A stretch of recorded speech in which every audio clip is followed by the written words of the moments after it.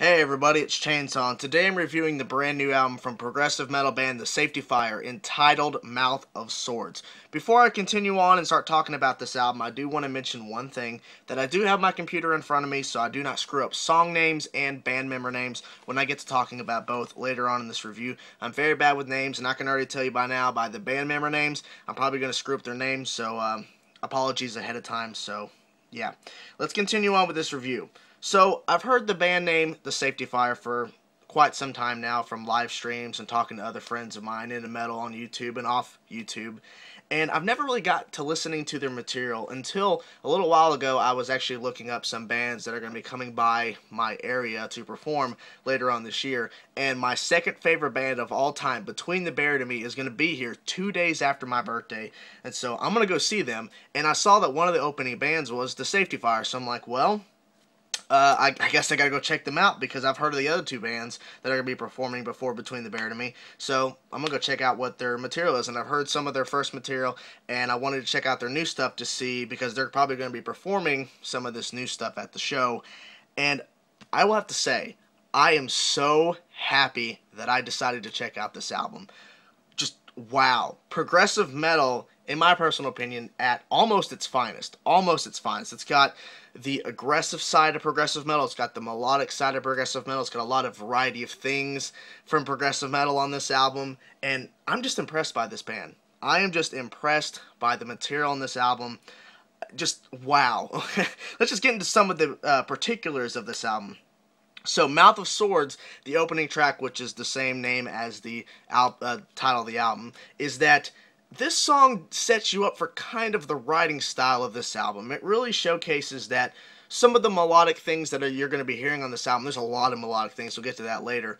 And you see some of the heaviness, aggressive side. You get to see the range of the vocalist on this album. You get to see what's going to be happening for the rest of listening to this album.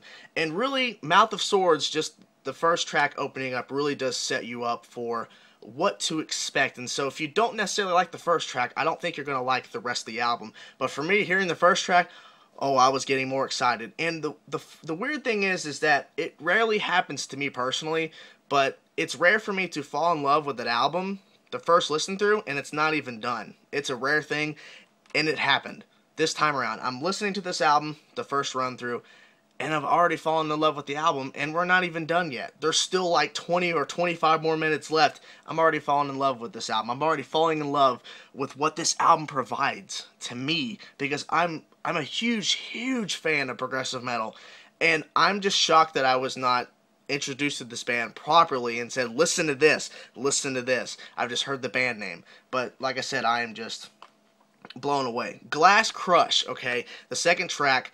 The ending of that track really showcases where this band is at, because hearing all these guitar melodies, hearing these really interesting technical guitar riffs, and the drumming is really intense, the vocalist giving some screams here, there, and some singing ability going high up in the singing range.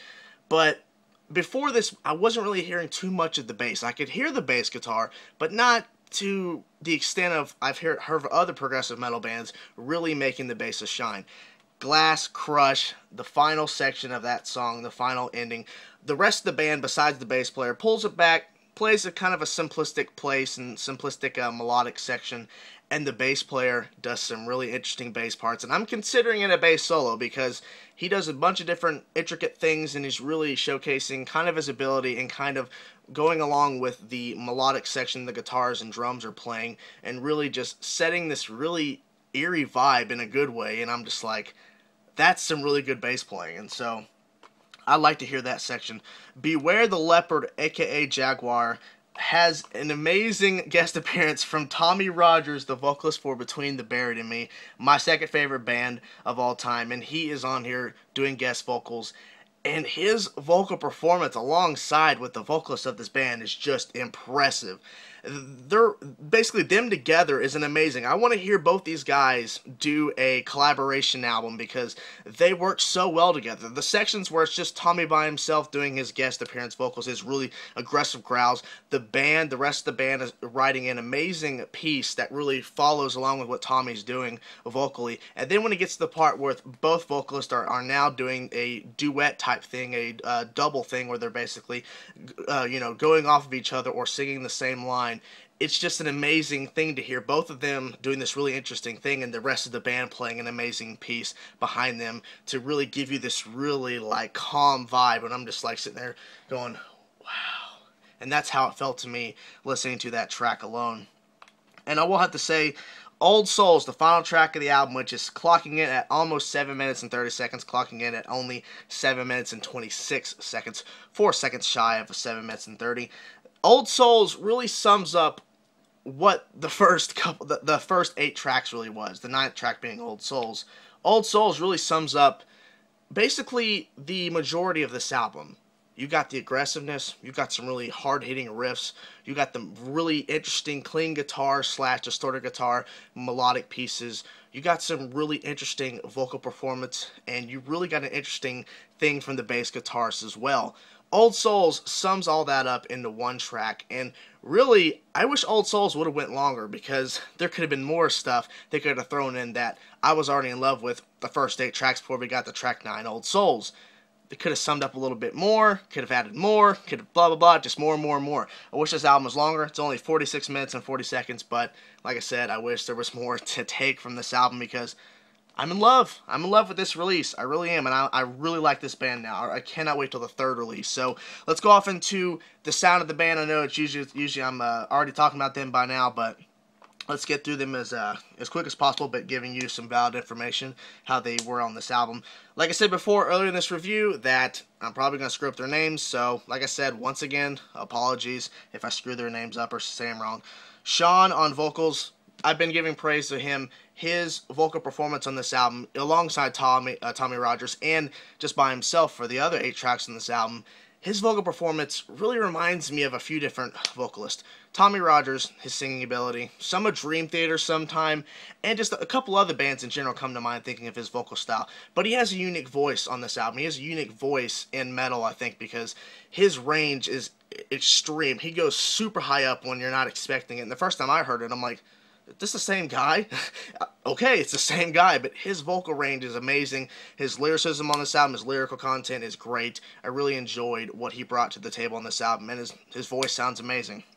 Let's go off into, probably going to screw this up, Derya, D-E-R-Y-A, and Joaquin, Joaquin, probably saying those wrong, both on guitars.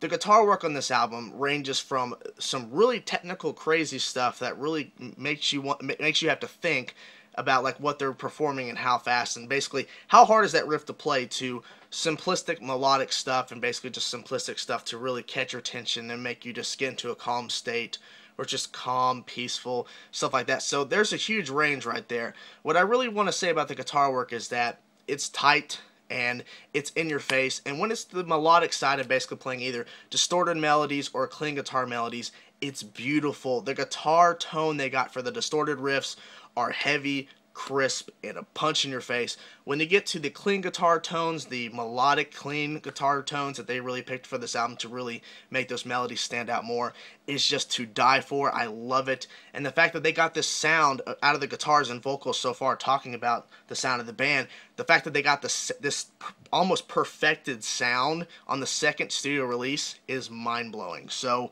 huge props to the guitarist. If you are a guitar lover and you love listening to metal guitar, check out this album. I recommend it. Let's go off into Lori, L-O-R-I, on bass. Like I said, I praised him on the bass solo he did on the end of the 2nd track. The bass is heavy, it's crisp, and when it's going along with the melodic sections, it really does give some heavier thing to the melodic section, but not too heavy to really throw you off of the whole listening to the melodic thing and not get thrown off by like a heavy thing that comes in and totally ruins the idea. But the bass really does add some really interesting parts on this album, and so gotta give credit where credit's due. The bass is great, it's turned up, it's heavy, and like I said, when it's melodic, it really gives something extra besides just the guitars and drums. So finally ending it off, Calvin on drums. The drum sound is what you'd expect after hearing the songs in this album and hearing progressive metal. It's a heavy drum sound, and the drummer doesn't play simplistic stuff on this album. Now, there are some sections where the drummer does play some simplistic stuff to really accompany what's happening with the guitars and bass and sometimes the vocalist. But there are some really interesting drum parts that I'm having to repeat back going, what did he play? What? Stuff like that, because there's some sections where if you're not really listening 100% into what the song is doing, you're going to miss some really interesting drum parts that I think really enhance this album and give it something more than just technical guitars, technical bass, technical vocalist. That technical drum parts and those technical sections that really make you think really adds something else besides just listening to the rest of the band. It's not simplistic when you think it's going to be simplistic. It's got some extra stuff to really make you think. So overall, this album and the band just sounds amazing. The songwriting is incredible. There's always sections on this album where I was repeating back and listening to it over and over and going, I love that section. I want to hear it again. I want to hear it again. Oh, I'm going to go to this song over here. I want to hear this section. I want to hear this and this and this. There was always something on each track that really stood out to me, and that's why I love this album. I love it. It has some amazing song structures, got some amazing sections and songs, and the band sounds amazing, and the production is great. I love this album. I can't give it enough praise. I'm going to give a rating a 9.5 out of 10. That is my personal rating, and I'm sticking with it because I am just in love with what this band gave on this album. So if you are a fan of guitar work, if you're a fan of melodic stuff, if you're a fan of progressive metal, if you're a fan of just metal in general, I recommend check out the Safety Fire, Mouth of Swords, and see what you think. And if you are checking them out after the recommendation on this album, comment down below, let me know what you think of this album, and see if we have the same feeling about this album. So that's the review, guys. That's the end of it. If you like the video, like the video. And if you like me and you want to see more of my content, subscribe or click on my channel to see more. Thank you guys for watching. See ya.